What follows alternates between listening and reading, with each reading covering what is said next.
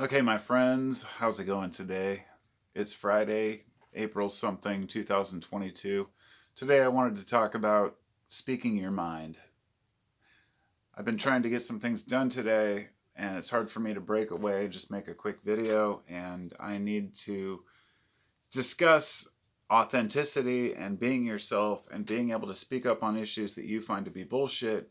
And maybe this goes along with several of the other videos I've made over the past several months, but I don't talk much about censorship, but I've been censored a lot on YouTube. I've had a lot of my videos deleted. In fact, several months ago, maybe a couple years ago by now, was like the YouTube purge. They went through and they deleted all my kratom videos, all my videos about herbs or cannabis, and then the worst of all was shadow banning any discussion about anything controversial. Anything they couldn't really ban, they would just say, well, fine, we won't put it in the feed.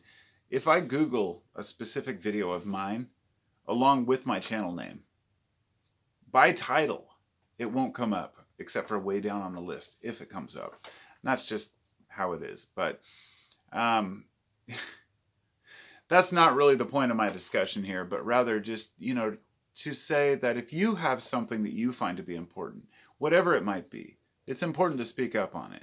I feel like a lot of people have just taken the cowardly route and hidden away. And I'm not talking about making YouTube videos or getting out there and exposing yourself, but just if you're in even a small group of people, two or three people, and somebody makes a joke that you think is bullshit or says something you don't agree with, are you the kind of person that will speak up? And if not, why? Now, if you're afraid of being harmed physically by somebody for saying something, fine, that's one thing. But if you're only afraid of ridicule by a group, then you're really doing yourself and everyone else a disservice by not speaking up on how you feel. I've thought back to some of the things I thought were important. Not all of them were important, but I spoke up on them, and the feedback I got because of that answered a lot of the questions I had. Give you an example: global warming just popped into my head. I've had a lot of arguments about global warming in the past. I've said I don't know all the details or how bad it is or how much we contribute, but maybe we could at least stop burning fossil fuels for the sake of cleaning up our climate and at least our air, right? Which I still agree with. But people would start sending me evidence and data about the climate and not just how it changes over time. I'm well aware of that, but the smaller nuances about how much carbon we're really adding and the green energy industry. And I have to kind of step back and go, wait, okay, maybe I was only partially right about something. But only by exposing myself and stepping out of my comfort zone and talking about it and saying, I feel this way, could I hear somebody else's response to it. The same way with, let's just say, hate speech or freedom or woke culture or politics in general or religion. If I don't talk to people who are Christians, I'm not going to hear their actual message. I'm only going to hear what other people tell me about their message, right? If we only are exposing ourselves to our own group, then we're already failing, because we shouldn't have a group when it comes to thinking. We should be free thinkers, independent thinkers, and not let other people think for us, because the minute you're a member of a group, you've already missed the point. And I'm talking about groups of thought, like, ways of thinking, not just members in like a group. If you want to be in a sewing circle or a guitar group or, you know, whatever it may be, go for it. That's different. But any group that, let's just say, by definition, would oppress others or think that they have the only correct answer, it's important to at least listen to the other camps, the other discussions. And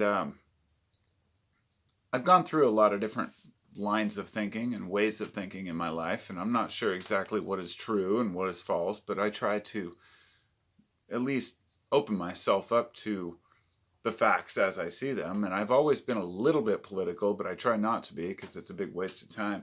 In fact, it's just funny, the shirt I'm wearing right now, I wanted to share this. It's got the old, looks like a dollar bill, but it's actually George Bush on it. And I made this back in 93. Sorry, '03. So it's been almost 20 years since I made this shirt. I just found it in a box the other day. And it was during the Gulf War, and not the Gulf War, that was in the 90s. This was during not Desert Storm, but the second war, the Iraq War, whatever you want to call it. Back then, we were all aware that it was bullshit, and I spoke out about how I felt, and I disagreed with a lot of people. I had people telling me, you need to support the troops, and you should leave. People telling me to leave the country if I didn't support the troops. I said, what does supporting the troops have anything to do with not liking war? The shirt says, the ends, the ends are never justified by the means. As our brothers and sisters are sent off to a war for corporate interests, corporate incest, our middle class yanked out like a weed, all in the name of political greed. So ask yourself this question as you ponder the election. Do you want a murderous coward making your decisions? And then it says, enough Bush it. Vote no on murder. I hated George Bush. I was so pissed off when he started that war, when he let Cheney, push our country into the Middle East again. And I was young. I was only like 24, 25. But I was pissed because I knew that our country wasn't about that. So even at a young age, I was a little bit political. But at the same time, once I realized that voices weren't heard, I just kind of stepped out and just didn't give a shit anymore. I realized that most of America is just a bunch of ignorant cowards and fools that aren't willing to speak their own minds. And when they do speak their own minds, it's through ignorance, and they don't even know what they stand for. And if they do stand for something, we often stand for something that's so ridiculous that we end up getting called out on it, and this continual cycle of bullshit just keeps going on. That sounds pretty cynical, doesn't it? Well, at any rate, it is what it is. I've had my views on politics and how much it matters, on whether we should be involved in world issues. Pretty much come to the conclusion that what's most important is our immediate environment, our family, and I'm talking direct immediate environment, your home, your workplace. From there, if you have that taken care of, you can extend that to your local community, your neighborhood, and help out there. And if that's working out well, then you can extend that to your city, right? Then to your state. And then if everything's fine in your state, you can spend the time to worry about federal politics and, DC. But humans are just so likely to give a shit, too much of a shit about what other people are doing. And it only holds us back. That's my view. Those are my thoughts. Hit like and subscribe and all that shit. I have to say it because everybody else does. And I'll talk to you next time. Be well.